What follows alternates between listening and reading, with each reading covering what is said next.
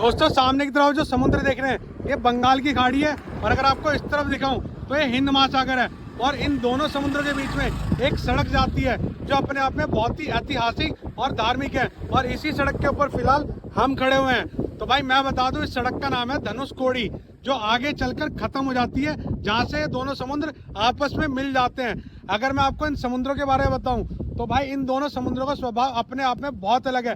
जैसे इंसान कभी ठंडा होता है, कभी गर्म होता है, कभी गुस्सैल होता है, कभी प्यार भरा होता है, वैसे इन दोनों समुद्रों का स्वभाव अलग अलग है। जैसे आप पहले ये समुद्र देखिए, ये बंगाल की खाड़ी है, और इस समुद्र को अगर आप करीब से देखेंगे तो ये बहुत ठहराव है, इसमें बहुत स्लोली बहता है, जैसे नदियाँ बहती है, बहुत आराम से चलता है। यहाँ पे आते ही इसमें कोई लहरें नहीं है, बहुत सरल तरीके से चलता है।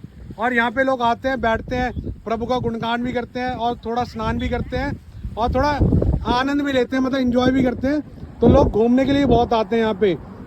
और अगर आपको इस तरफ दिखाऊं तो ये हिंद महासागर है। तो पहले तो आप ये देखिए, यहाँ पे चट्टानों वाले पत्थर है कुछ, और इन पत्थरों के ऊपर अगर चढ़ते हैं हम तो ये देखिए, आप थोड़ा आराम से चढ़ेंगे। ये देखिए यहाँ लहरें, देखिए आप लहरों का नज़ारा देखिए। मतलब कि अगर आप यहाँ पे भी, जहाँ पे मैं खड़ा हूँ, अगर यहाँ पे भी आके बैठ जाएंगे तो भी ये लहरें आपको छूकर चली जाएंगी, इतना इनके अंदर जोर होता है। मतलब छींटे तो आप एक लहर में बैठेंगे तो ही आप तक छींटे पहुँच जाएंगी। तो ये समझ लिया आपका स्वभाव है, दोनों समुद्र आपका स्वभाव बताते हैं। लेकिन इन समुद्रों की खासियत एक और है, ये दोनों समुद्र आगे चलकर मिल जाते हैं। और ये जो अभी आप सड़क देख रहे हैं, ये सड़क भी आगे चलकर ख़त्म हो जाती है। ये समझ लीजिए कि इसको आप कह सकते हैं कि ये इंडिया का, मतलब भारत का आखिरी सड़क है जो आगे चलकर ख़त्म हो जाएगा, जहाँ से दोनों समुद्र मिल जाएंगे।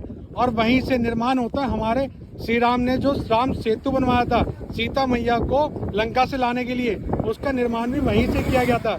और आज भी कहते हैं कि वो वहाँ से दिखाई देता है, लेकिन आपकी नंगी आंखों से दिखाई नहीं देगा, आपको दूरबीन का सहारा लेना पड़ेगा, और वो दिखता है वहाँ से। और यहाँ पे बहुत सारी जगह ऐसी भी हैं जहाँ पे लोग वो श्री राम का जो राम सेतु का पत्थर है वो दिखाते हैं, मतलब आप देख सकते हैं यहाँ पे आगे। तो इसलिए धार्मिक जगह भी बहुत है। तो मैं आपको आगे लेकर चलता हूँ फिलहाल, और आपको आगे से दिखाता हूँ किस तरीके से इन दोनों समुद्रों का संगम होता है, और किस तरीके से राम सेतु वहाँ पे दिखाई देता है, और किस तरीके से वो सड़क वहाँ पे खत्म हो जाती है। और आगे चलकर एक गोल चक्कर आता है, और इस गोल चक्कर के आगे ये रोड पूरा खत्म हो जाता है। यहाँ आके दोनों ही पानी आपस में मिल जाते हैं। और अगर मैं आपको बीच में से दिखाऊं तो हल्का हल्का सा आपको रेत दिखाई दे रहा होगा, यहाँ पे एक लाइन सी दिखाई दे रही होगी, यही राम सेतु की शुरुआत है।